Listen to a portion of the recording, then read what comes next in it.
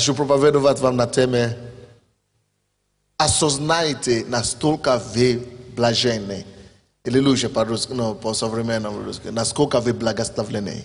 Осознайте, насколько вы благословлены. Вы знаете, мы, братья и сестры, даже не осознаем, насколько мы благословлены. Просто даже не знаем близко, какое Божье благословение и избрание на нас, что мы верующие. Друзья мои, то, что вы верующие, алло, молодые люди там, группа порядка, кто там разговаривает, остановите его, а? Что он там болтает?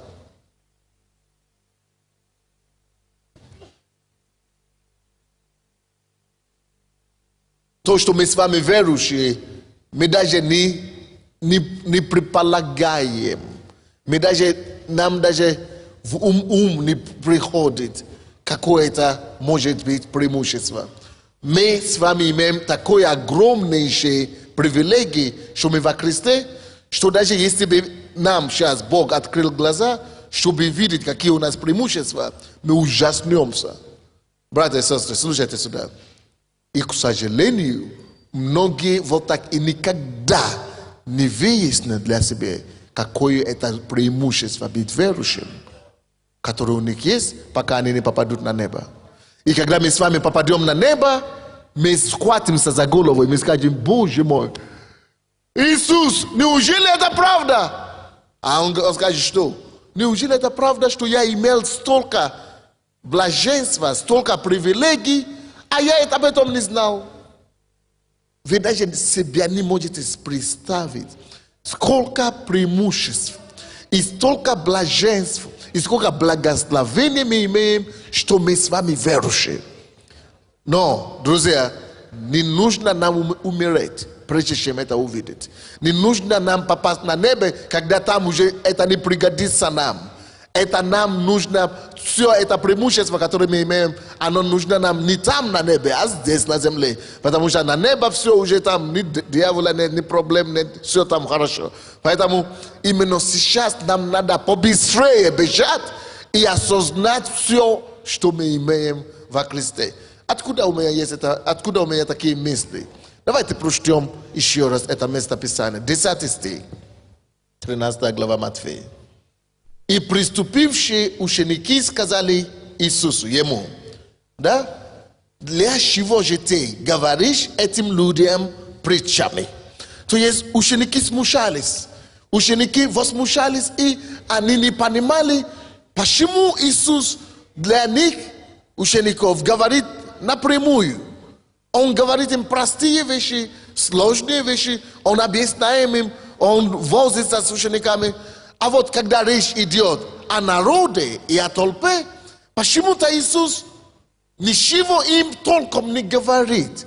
Он только им рассказывает разные притчи, разные иллюстрации, разные истории, которые не доходят, тяжело. Но понять, что же он, чего же он это делает? Если с нами он так нормально говорит, напрямую, все нам говорит, чего с этими людьми не может говорить нормально. Иисус говорит им в ответ. Давайте мы все прочтем 11 стих. 1, 2, 3. Он сказал им в ответ: для того, что вам дано знать тайны Царства Небесного, а им не дано. Стоп. Вы, ребята, даже не знаете, что вам дано. Мы с вами даже не знаем, что нам дано. Скажите, нам дано. Нам что-то дано, друзья. Нам дано благодать небесная. Нам дано власть небесная. Нам дано привилегия, о которой мы даже с вами во сне, даже в самых диких снах не можем себе представить. В самых прекрасных снах даже не можем себе представить. Иисус говорит: вы что, до сих пор не осознали, что вы привилегированы? Вы что, до сих пор не осознали, что вы счастливы? Вы что, до сих пор не поняли, что вам повезло? Вы что, не заметили, что я с вами говорю напрямую? Что-то открыто вам. Вы даже не знаете разница между вами i этими людьми, так и есть сегодня. Многие из нас, друзья, мы даже не понимаем разницу, которая есть между нами и миром. Мы думаем, я такой же, как все. Нет, друзья, вы даже не... А я хочу в церковь, это не ходил в церковь, не в этом дело, друзья. Он говорит, конечно, разница есть между нами, между вами и миром. Огромная, причем разница. Потому что вам-то что-то дано, а им не дано. Так и есть сегодня. И это место Писания было написано не для фарисеев. Это написано для вас. Вы настолько привилегированы, вы настолько выше стоите, чем любого неверующего человека в мире, хоть он президент, хоть он миллионер, хоть он миллиардер. Никто с вами не сравнится. Ой, Боже. Я говорю, я буду проповедовать, я буду себя сберегать сегодня. Что-то не получается. Но постараюсь потихонечку, потому что я же вчера еще не мог встать ночью. А сегодня утром. Но ничего, значит, все прошло. Слушайте, это серьезно. О, братья, если мы только бы знали настолько, это серьезно, что-то нам дано. Мы отличаемся от мира. Причем отличаемся, как небо далеко от земли. Настолько мы отличаемся. Эй, не опусти себя так. Не издевайся над собой. Не надругайся над собой, сравнивая себя с кем-то. С кем бы это ни было. Ты в отдельном категории, ты в отдельном классе, ты искупленный Богом, ты омытый кровью Иисуса Христа, ты избран самим Богом. Он дал тебе имя, Он дал тебе признание, Он дал тебе привилегию, Он дал тебе честь быть Его детем. Никто с нами не сравнится, друзья. Мы избраны. Мы избраны. И об этом Иисус тут пытается донести до своих людей.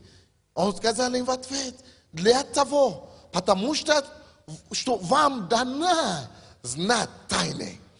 Давайте мы все скажем, знать тайны.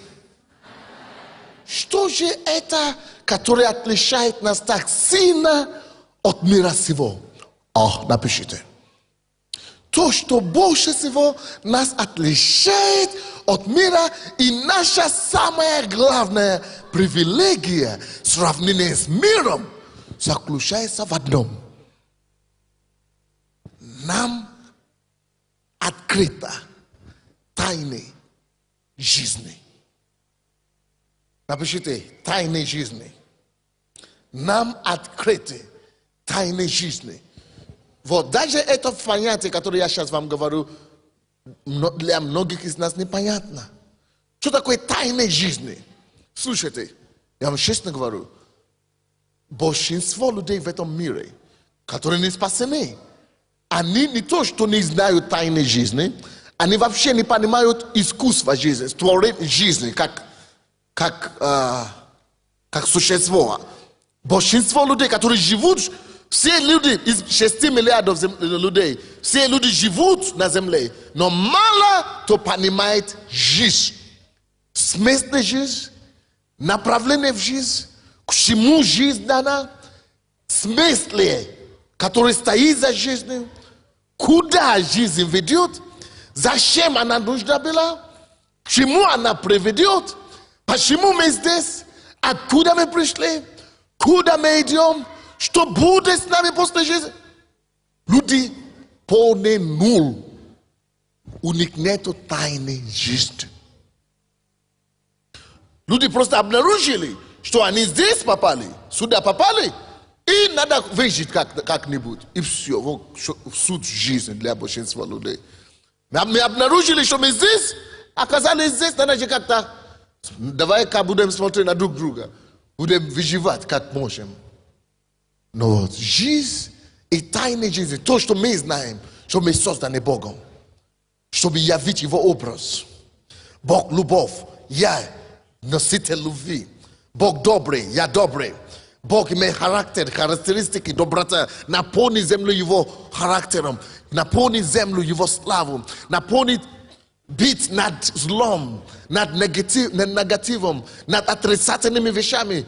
Порядок, Божья святость. Потому что, слушайте внимательно, жизнь, то, что мы называем жизнь, 70 лет или 100 лет жизни, сколько кому было не дано, это всего лишь время, когда Бог позволяет нам выбирать, где затем мы будем проводить что? Вечность. Это всего лишь время выбора. И время заслуживания награды или зарабатывания определенной награды в той жизни, которая уже не закончится. В той жизни, которая уже будет длиться навечно. И это время больше всего есть время выбора. Когда мы делаем выбор, где проведем вечность, в раю или в аду. Нам-то это уже понятно. Но и представьте себе толпы людей и народа, кто даже никогда об этом даже не задумался. Дьявол так устроил мир, чтобы все ударились во что угодно, только не в смысле жизни.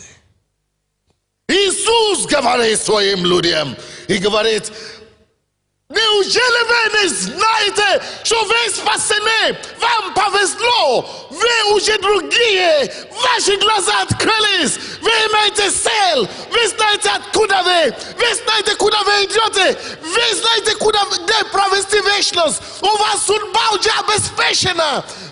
Вам повезло. Вам дано то, что им не дано.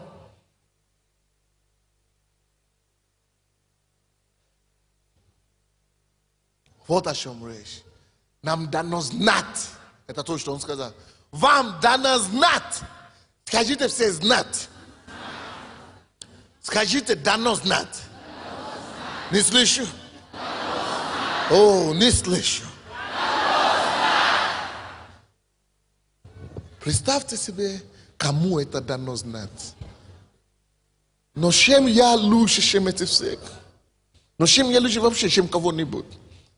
Что я не только знаю, что здесь спасен, но эти-то даже не знают, что вечность есть. Может быть, знают где-то смутно, но не разбирают, чтобы они-то не знают подробно.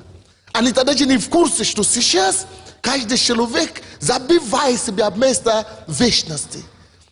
Они, может быть, где-то и слышали, но не серьезно. Они не знают, что мои поступки, наши с вами поступки сейчас, и определяет, где мы проведем эту вечность. Либо она праведная, тогда она будет в раю. Либо она неправедная, тогда человек полностью пропадает. Люди-то не знают, и даже не осознают, вроде бы знают, что жизнь дана один раз только. И надо ее так прожить, чтобы не было стыдно потом за бесценно прожитые годы. Они вроде бы это знают. Но они-то не знают, что делать, чтобы его сделать жизнь. Ну, как-то, чтобы не было стыдно, или чтобы не жалеть. Но нам-то дано. Скажите, нам дано. Повезло нам, друзья. Давайте мы возьмем пожертвование на строительство. Принцесс, дай мне на строительство. А то они, вы подождите хлебопреломление, сначала мы сделаем пожертвование на строительство, а потом вы.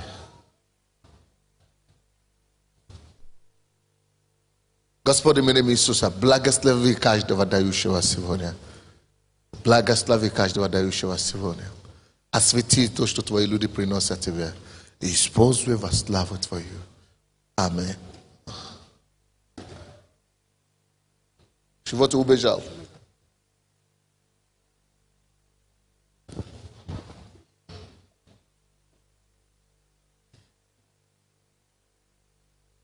Вы поняли, о чем речь? Нет? 11 стих еще раз. Давайте все мы прочтем. Раз, два, три. Слух. Он сказал им в ответ: для того, что вам дано знать тайны Царства Небесного, а им не дано. Почему именно тайны Царства Небесного, друзья?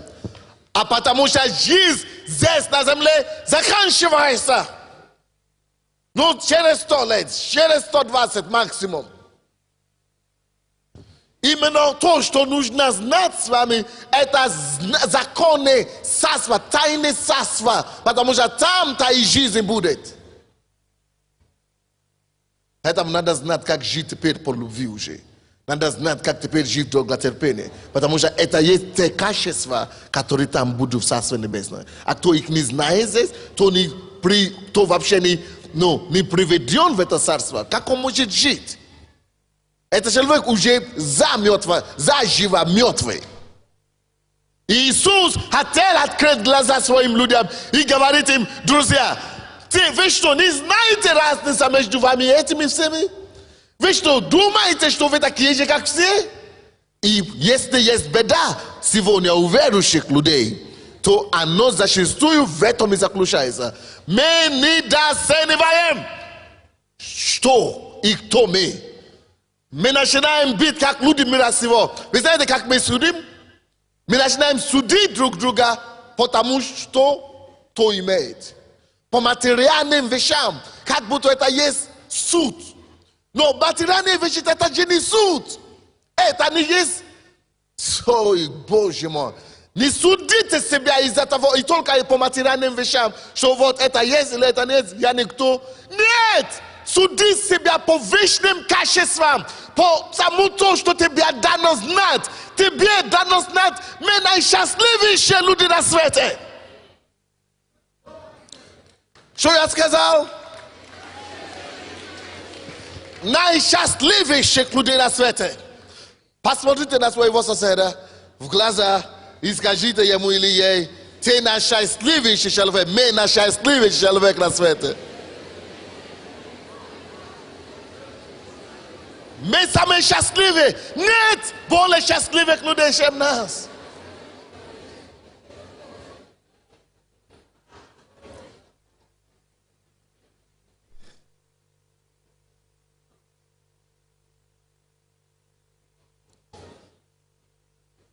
Тише, друзья. Как хотелось бы, чтобы вы поняли, о чем я говорю. Слушайте, друзья, сюда. Кто слышал о происходящем недавно, что высокопоставленные люди в Украине начали застреливаться? Но скажите мне, пожалуйста, что по мирским меркам не хватало этому Кравченко? Но что ему не хватало? По мирским меркам, что не хватало ему? А? Все есть. По мирским стандартам. Как это? Человек, который был у роли государства, целого государства, правил, милиционер, главный МВД, министр. Это же не он единственный. Кирпа и другие, и сколько уже заканчивали, и президенты банка и так далее. Что им не хватает? Все есть. Это подсказка нам, это должно нам с вами знать, что материальные вещи, они вообще в счет не идут в духовном мире. Они вообще ерунда. Это всего лишь, чтобы мы использовали здесь, на земле, и чтобы мы просто могли, делать добро, и все. А так, это даже не считается в духовном мире. Никто, ни один копеек с собой на небо не возьмет. Ни одна одежда не возьмет с собой. И представьте себе, друзья, Кравченко, чтобы человек, или Кирпа, или кто угодно, чтобы человек взял пистолет. Пускай даже его заставляют. Это то же самое, что, вы знаете, как многие занимались СБУшники, да? 3 или 5 лет. Что только со мной не делали. А я сказал, я буду здесь, а вас не будет. То есть, вы хотите меня выдворить, а я буду здесь в Украине царствовать, править, а вас не будет на места, свои места. Не в этом суд. Суд не в этом. Суд в том, что в то время, когда Лазаренко, премьер-министр Украины, вынужден убежать, это то же самое время, те же самые люди мной занимались. Но почему я мог так сказать? И выдержать. И действительно так и происходит. Мы кое-что поняли. Мы наверху, мы не внизу. Мы совсем в другом измерении. My nie żywią po ich merkam. My nam noga wysoko stoimy. O Boże, как teraz byśmy wy to pojęli. Когда я вижу своих верующих, Боже мой, обидно мне становится. Люди не понимают, что они имеют в Боге. Люди вообще не понимают, что такое быть верующим. Мы с вами это не понимаем. Даша, человек себя расстрелил своей Дашей. Значит, Даша есть. Евроремонт, машины, охраны. Он мог позвонить любому человеку в этой стране, и ему, даже президент Ющенко вынужден будет поднимать трубку. Но даже связи стали бесполезными. И Кушма сейчас, да, наш президент, только Бог знает, он у него тоже все есть. Его взять, Пенщук, у него миллиарды есть вообще, это семейный бизнес. Миллиарды, это как бюджет Украины, то, что у них есть. И при этом только Бог знает, через чего сейчас он проходит. Я слышал интервью по телефону, а мы по телевизору ребята говорили, что сейчас даже Кушма не надо судить, потому что его надо, то, что он сейчас уже проходит, это уже суд над судей. Это, потому что он уже не знает, что, наверное, делать. Себя тоже застрелить вдруг, или выжить, или не выжить. Братья, а вы думаете, что у меня нет того, нет квартиры, а у меня нет машины. Но зато ты можешь жить спокойно. Ты можешь сидеть и дышать.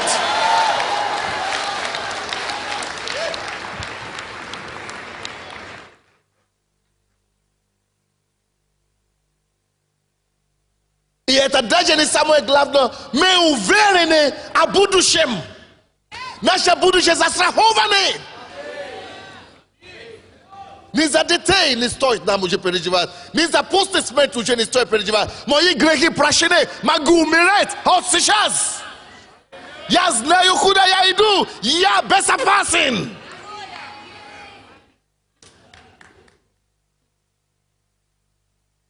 Знаете ли вы, кто вы? Нет больше высокопоставленного, чем вы. Вы самые высокопоставленные люди в этой стране. Как хотелось бы, чтобы вы это поняли. Как хотелось бы, чтобы это до вас дошло. Допустим, у меня есть друг, но знакомый, который общается с президентом одной страны.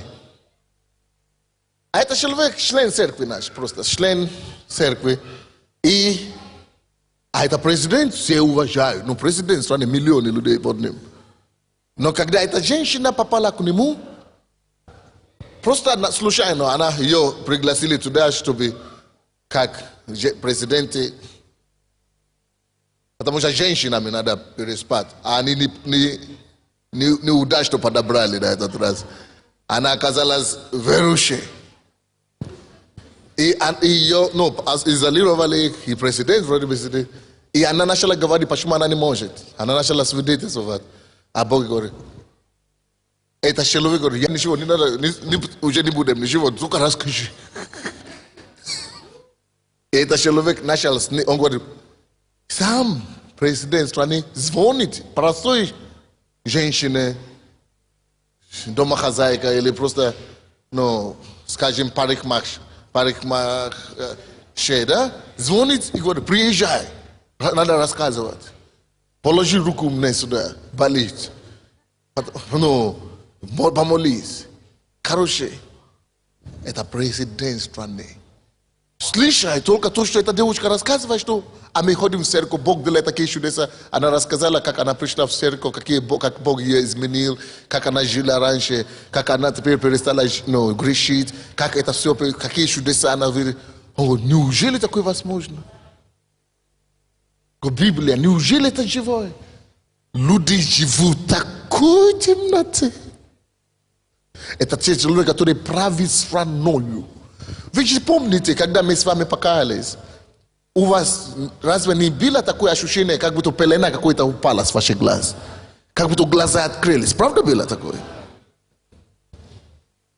наши глаза открыты. И но мы к этому привыкаем, к сожалению.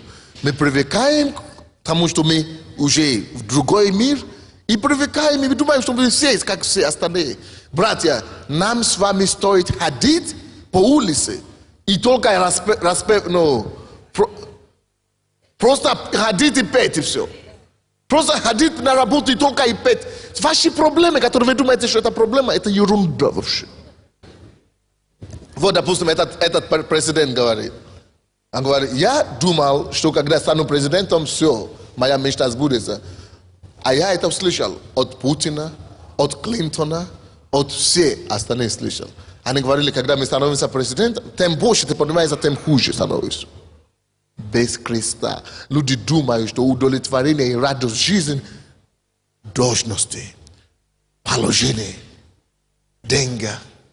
Я знаю человека, который в этой стране, у нас здесь стране, один из первых миллионеров был, ну, 90-е годы. Теперь он уже потерял, и он ко мне приходил и говорил, и он молодец, честный человек. И говорит, пастор, я был у вас там, вы рассказываете, ребята рассказывают, наркоманом был, проституткой был, а он говорит, а я миллионером был. Слушай, не, слушай.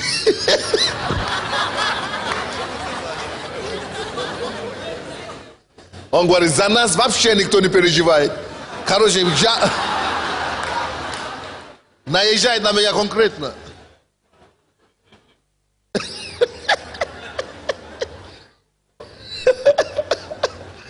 И что он говорит? Он говорит, эти люди рассказывают, все за них плачут, а нас никто не вспоминает, говорит. Мы это смеемся сейчас, да? А он понял серьезно. Но так говорит, что слезы бегают у него. И говорит, что, слушайте, что говорит. Говорит, что я слышу этих наркоманов, алкоголиков, и люди все их жалеют. А я их завидую. Потому что я не пью, не курю. И внешне у меня жена, как будто все хорошо. Но я завидую. И лучше бы наркоманом, лучше бы бомжем, лучше бы был бы. Это человек, который создал структуру, который сумасшедший. Это человек, который, что он говорит. И он говорит, я смотрю на них, я завидую их. Почему? Потому что у меня есть проблемы свои. Он говорит, а тебе они могут пойти себя по улице, когда они хотят. Он говорит, я даже не могу пойти по улице, потому что, ну, да, уже все, не можете ходить. Он говорит, я раньше был никто, и я мог делать все. Он говорит, эти люди даже не ценят, что они могут ходить, даже просто выйти в улицу. Или, допустим, говорит, они могут кушать, что они хотят, а я не могу кушать. У них жены свои, они живут, а те они в нищете живут, а у меня есть жена, а я не могу с ней жить. Мне надо, мне надо второй, третий, четвертый, все равно не рад, несчастлив. Что... У меня все возможности есть. Братья и сестры, если бы мы поняли, кто мы,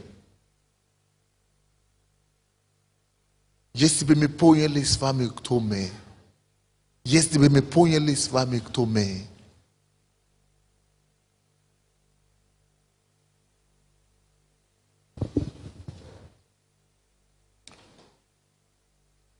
но, к сожалению, есть еще даже такие верующие. Знаете, о чем они говорят? Указывают пальцем на Бога постоянно. Жалуются на Бога и говорят, вот, неверующие процветают, а я хожу в церковь. Я сколько уже хожу в церковь, у меня нет ни машины, ни квартиры, ничего показать. Ерунду. Ты что, твой стандарт это материальные вещи, да? Твое достоинство и твоя личность, твое лицо и твое достижение, это машина и квартира. Хана таким людям. Жаль, горе таким людям. Те, которые имеют квартир, много, море, машин, море, прибегают и говорят, спасите нас. А ты Только об этом и мечтаешь. Написано, что блаженны, то есть, как там написано, что имея пропитание, как там, быть довольным и благочестивым, это большое приобретение. Просто быть довольным. Слушайте сюда. Вы, наверное, читали интервью с верующими, богатыми людьми. Они спрашивают, вы же уже мультимиллионер, вы же уже миллионер или миллиардер. Что вам еще надо? Зачем вы работаете? Зачем вы копите еще? Они говорят, а тем больше ты копишь, то тем лучше. Тем больше уже не могут быть, уже одержимы. Некоторые так и есть. Уже не могут, уже... То есть ты можешь быть довольным. Допустим, я могу иметь только один костюм и быть довольным. И вы думаете, что даже желание быть довольным и способность быть довольным, что это просто, что это у всех. О, еще как. Животный инстинкт руководит людьми. Они даже завидуют тебе, что ты можешь быть довольным, а они не могут совсем, что не есть. Тем более благочестивее. Братья, мы даже не понимаем, кто мы во Христе. Иисус об этом и говорит. И старается донести до своих людей. Что слушай, даже не завидуй несчастливым. Вы знаете, есть такие люди, верующие, которые говорят, а вот неверующие лучше живут. Неверующие уже одна вещь назад, уже детей народили. Пускай тебя пустят к себе домой 3 дня. Даже не то, что 3 часа достаточно. Чтобы ты видел, как они живут.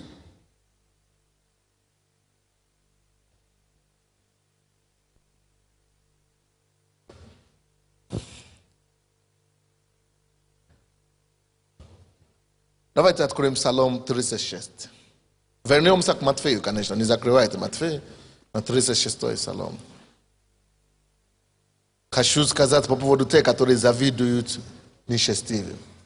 Но вы понимаете меня, что я не против богатства, правильно?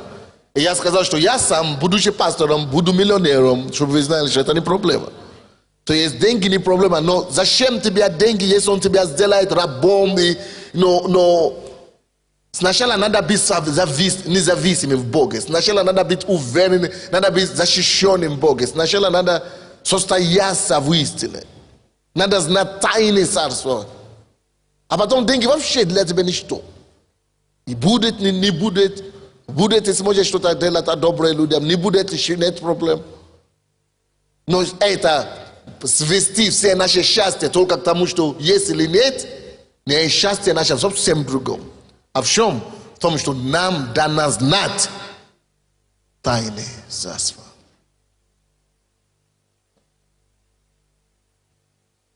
Псалом, 1 стих. Не ревнуй злодеем, не завидуй делающий беззаконие. Представьте себе, то действительно, честно говоря, для кого это была бы привилегия, или может быть даже кто искал бы возможность встретиться с Кирпой, когда он был живой, или с Кравченко. Кто бы хотел, кто бы посчитал это за честь. Все, и я сам бы посчитал за честь. Все мы бы посчитали за честь. А мы даже не знаем, друзья, что мы-то довольны жизнью больше, чем они. Вот, братья и сестры, смотрите сюда на меня. Все, кого вы завидуете в миру, и думаете, они кто-то, или они чего-то имеют, чего-то достигли, не дай Бог, Бог вам откроет глаза. Скажите, Господь, я благодарю Тебя, что я спасен. Я счастлив, что Ты меня нашел. Что я избран Тобой. Я никого не буду завидовать. Я не хуже никого. Я дитё царя. Мое имя написано в книге жизни. Я застрахован навечно. Я счастлив в нем. Научитесь ценить и благодарить Бога за то, что у вас есть. 1 стих, это 36-й Псалом, так и говорит. Не ревнуй злодеем, не завидуй делающим беззаконием. Пускай это умрет такая зависть у вас. Еще вчера, еще год назад, 2 года назад, многие из нас бы посчитали бы это за 6. Встретиться с кучмой. Наверное, даже если он сейчас протянет вам руку, наверное, вы уже не захотите уже. Потому что ваши глаза открылись.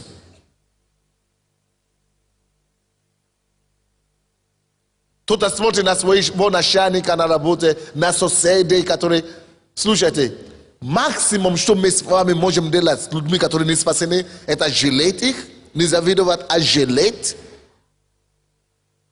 Не ревновать, а молиться за них, чтобы они тоже получили свободу, которую мы имеем. Написано, что все творение совокупно стенает и мучается. Стенает и мучается. Все люди внутри себя мучаются и стенают. Все абсолютно. Пускай это будут голливудские звезды со всеми искусственными зубами, с широкими белыми. Он мучается внутри. Не случайно именно там. Самое высокое уровень самоубийства именно там.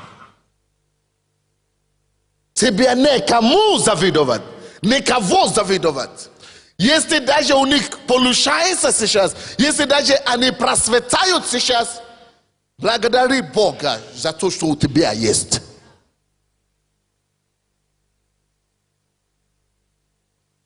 А у тебя есть нечто большее. У тебя есть нечто большее.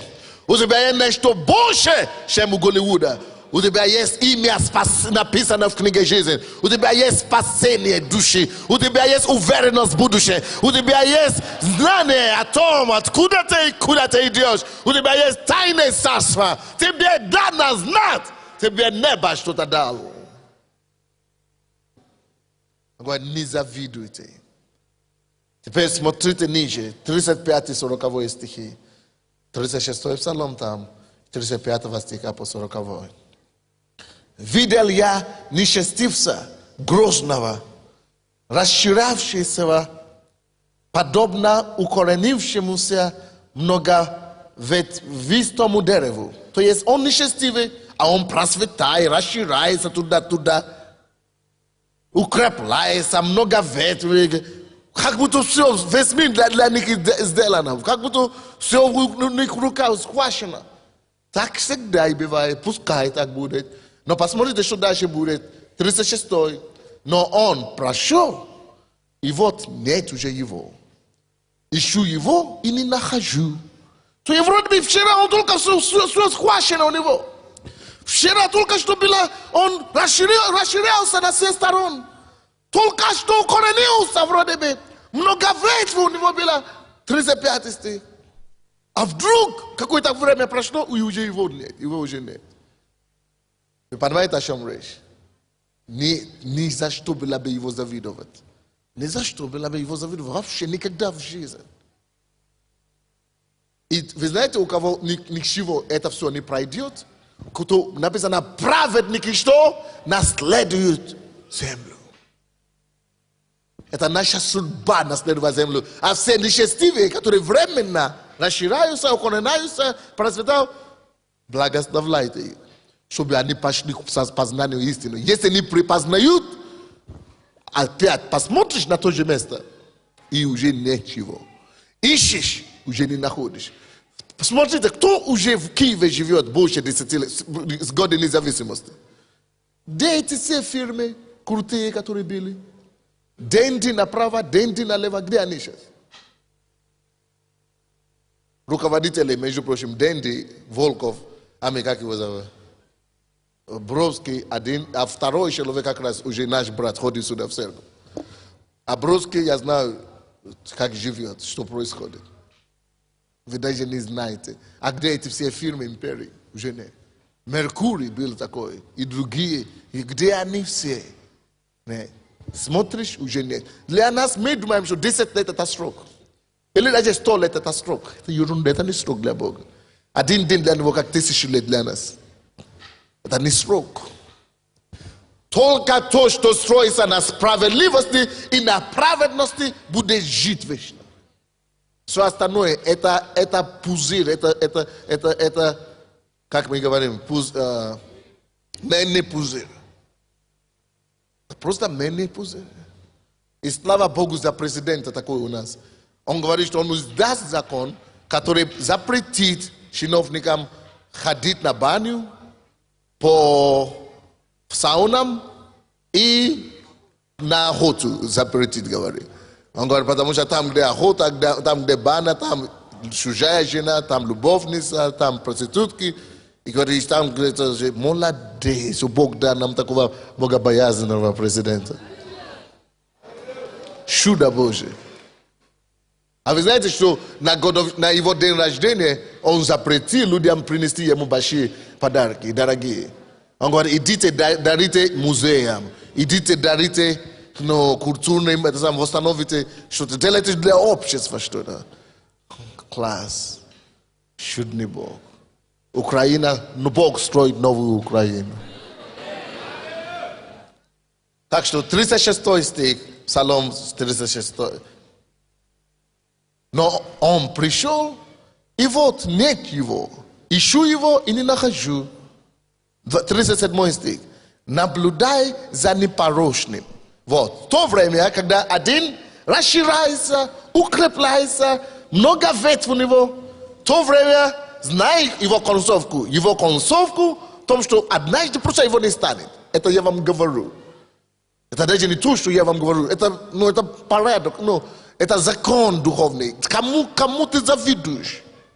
Кому ты завидуешь? Кого ты завидуешь? На кого ты смотришь? С кем ты сравниваешься? Стыдно равниться, те, которые Боже, прости, просто очни нас, пробуди нас. Пускай одни народ нас завидует.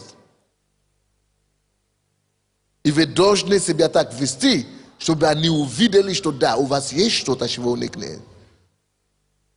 Чтобы они начали искать того Бога, который у вас есть. Что вроде бы у него нету ничего. Ни того нету, а он такой богатый и большой. Как хотелось бы, чтобы мы все видели себя такого большого, насколько мы действительно есть перед Богом. 37 стих. В то время, пока нечестивый так распространяется, то смотри, наблюдай за непорочным. Праведника, значит. Наблюдай за непорочным. И смотри на праведного. Ибо будущность такого человека есть что? Не слышу! Не слышу! Не слышу! Не слышу! Скажите, я не миллионер, я не миллиардер, я не президент, я не министр, но я знаю свое будущее. И потому что я праведник. И будущее праведника есть мир. Мое будущее мир. Будущее моих детей мир. Будущее моих потомков мир. Мое будущее мир. Несмотря на то, что со мной сейчас происходит. Я знаю, чем это закончится. Мир и покой. И благодать. Вы даже не знаете, что такое мир, друзья. Вы даже не... Спросите у людей, которые с кем-то общаются. Из богатых, или из президентов, или высокопоставленных. Я езжу теперь по всему миру, да, и встречаюсь, и знаю, и здесь тоже, кто только у меня не бывает. Я хочу вам сказать, друзья, и днем сейчас тоже некоторые придут. Я даже не хочу вам сказать, какие звания и какие должности. И сидят у меня в офисе 4 часа, только говорите больше, говорите.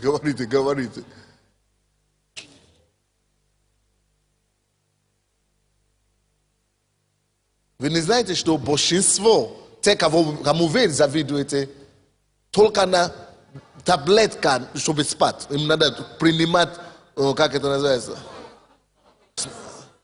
Снотворное, или чтобы что-то себе imejte mir.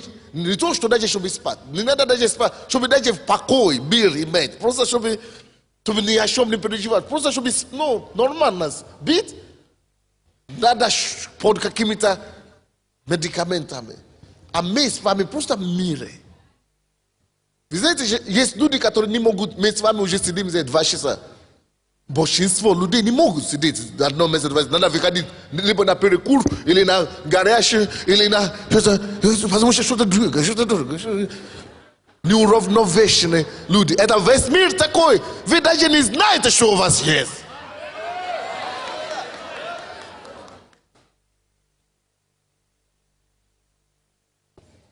О, если бы вы знали. 37 стих еще раз. Наблюдай за непорочным. Пускай у него ничего не будет. Но наблюдай за ним. Именно у него закончится все хорошо. Дети, которые делали революции, дети, которые правили Советский Союз в 70-м году, или 20-х годах, или 30-х годах, или 40-х годах, где они? Их дети и внуки уже истреблены. Те, которые были выше всех. Не которые бомжи стали. А вы, которые были, может быть, вас тогда, ваши предки убивали это самое. Посмотрите, кто теперь встает? Прости, кого Бог выбирает. Вы даже не знаете, что мы имеем. Будущее, через 100 лет, написано праведники наследуют землю. Что это обозначает? Через 100 лет, дети и потомки злодеев, они убивают друг друга, они сживают себя, они... Ну, они не то, что истребляются, просто они исчезают, они разными методами. Кто-то бесплодие, кто-то не детей, или кто-то запил, или кто-то... Через 100 лет останется жить только мы с вами, наши с вами праведники и другие праведники. Но люди не будут это знать. Они думают, Украина, все еще есть Украина. А это уже предки, те, которые были праведниками. Вот о чем речь. То есть потомки, те, которые были праведниками. Именно праведники наследуют землю. Нам нельзя никому завидовать. Осознайте ваше блаженство в Боге. Осознавайте, насколько вы благословенны. О Боже, как хотелось бы, чтобы Бог вам это дал понять. Не скажется, что нам всем надо взять эту кассету, аудио или видео, и смотреть по 100 раз, пока до нас не дойдет, что слушай, я наверху земли. Скажите, но наблюдай за непорочным праведного, ибо будущность такого человека есть мир. Скажите, моя будущность есть мир, потому что я праведный. А вы знаете, что некоторые думают наши? Он даже не видит дальше своего носа, хотя он верующий. Я не пью, я не курю, но что толку? Вот те пьют, те курят, а у них все есть, а у меня ничего нет. Двоечник. Позор. Не видишь дальше носа. Это все есть. Что все есть? У тебя есть мир, у тебя есть покой, у тебя есть здоровье, у тебя есть благодать Божия, у тебя есть будущее. У тебя имя написано в книге жизни, и ты говоришь, что у кого этого всего нет, потому что у него какое-то железо ходит, и какая-то бетон стоит. Ты думаешь, что это лучше тебе? Или какие-то бумаги из деревьев в кармане? Пока пора перестроить и начинать смотреть здраво и трезво, что есть на самом деле ценности. Потому что у того, который распространился, который укоренялся, будущего нету. Он говорит, я посмотрю на него, вернулся, посмотри, его уже нет. Еще его нету, его не могу найти, нету будущего. А у кого будущего? У того, у кого нету ни железа, который ходящий, ни батона, который стоит от золота, пускай будет построено. Ни бумаги, ни миллионы бумаг, которые мы называем долларами или деньгами. А тот, который ничего у него нет, но он непорочный, вот самый ludzie zwanie i dostoinstwa człowieka. Nieparośny, prawedny, nabludaj za takiego człowieka i u niveau будущность, не только есть будущность, есть, но она еще будет в мире. Господь, мы Тебя любим. Господь, мы Тебя любим, мы Тебя любим, Господь. Что мы избраны в это число. Кому дано знать. Спасибо Тебе, Боже. Откройте Исаия, 3 глава. Не, я же не закончил это. Я только 37 читал. Мне так много чего сказать. Давайте 38 тоже прочтем. А беззаконники, то есть Исаия 30, Псалом 36, 38. А беззаконники все истребятся. Видите, у них нет будущности. Будущность нечестивых погибнет. Ясно написано. 39 стих. От Господа спасение праведникам. Праведникам же есть спасение. Скажи, у меня есть спасение от Господа. Он защита их во время скорби. Может быть, и у нас будут какие-то кое-какие скорби. Но это не сравнит. Потому что когда даже мы с вами будем проходить через скорбь, он станет нашим защитой тогда. У нас есть защитник национы. Я говорю, у нас есть защитник национы.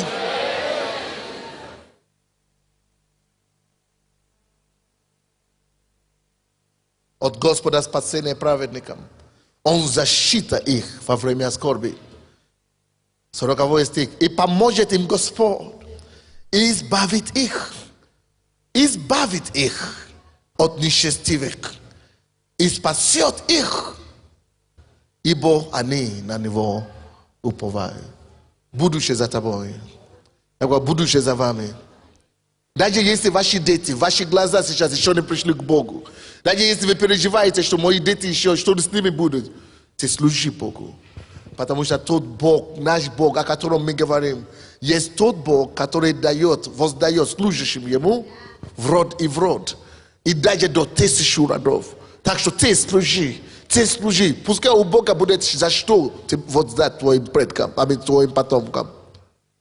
Не переживай за них. Это они думают, что они не придут к Богу. Но оставьте это в руке Божьей. Исайя.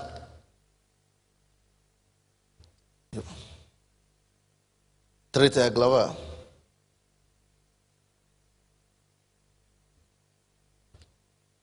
Исайя 3 глава. 10 стих.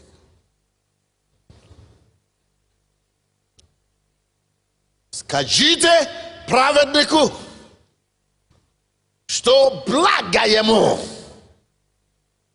Скажите праведнику, без денег, может быть, у него нет денег, может быть, у него деньги нет, может быть, у него славы нет, может быть, у него даже президента пока нет, может быть, у него пока ничего за ним не записан. Но раз он праведник, есть послание вам от Господа Бога, который сотворил небо и землю, который держит сегодня, завтра и будущее в свои руки. Бог, который все знает, от которого ничего нету, который скрытый.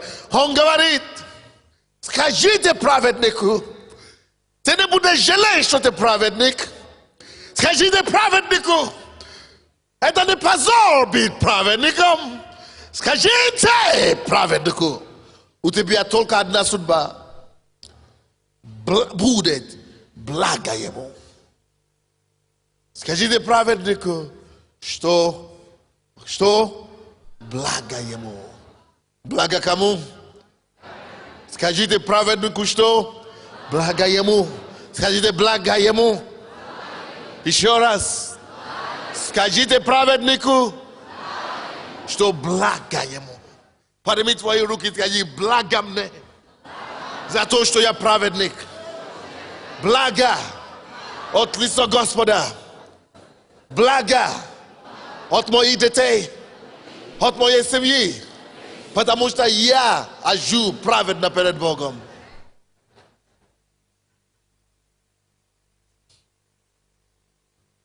Ибо он будет вкушать плоды дел своих. Потрясающий Бог. Потрясающий Бог.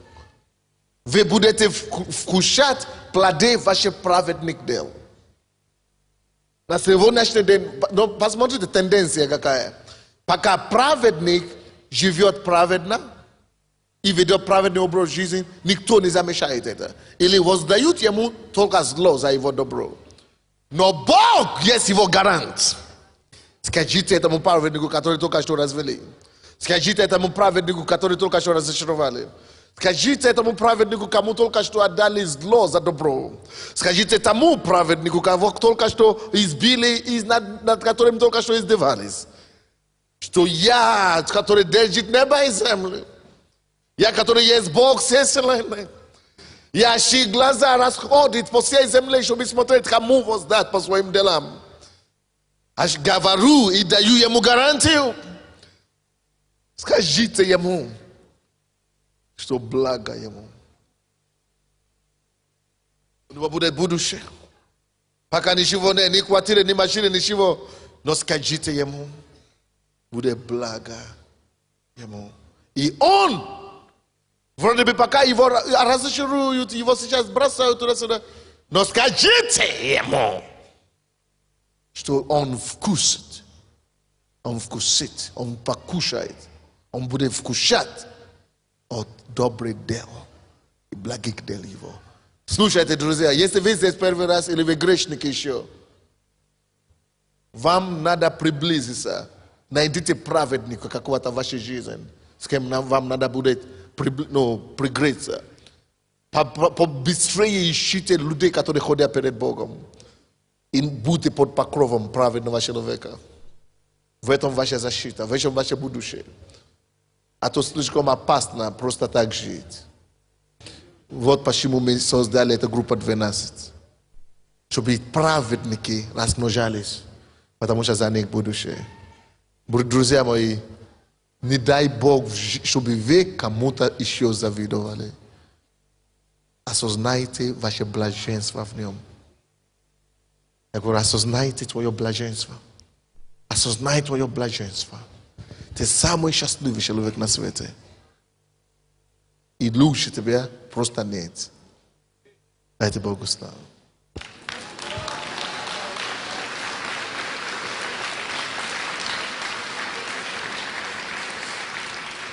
К сожалению, мне пришлось закончить это проповедь на этом, потому что просто времени нет, но у меня 10 пунктов было, это только один пункт.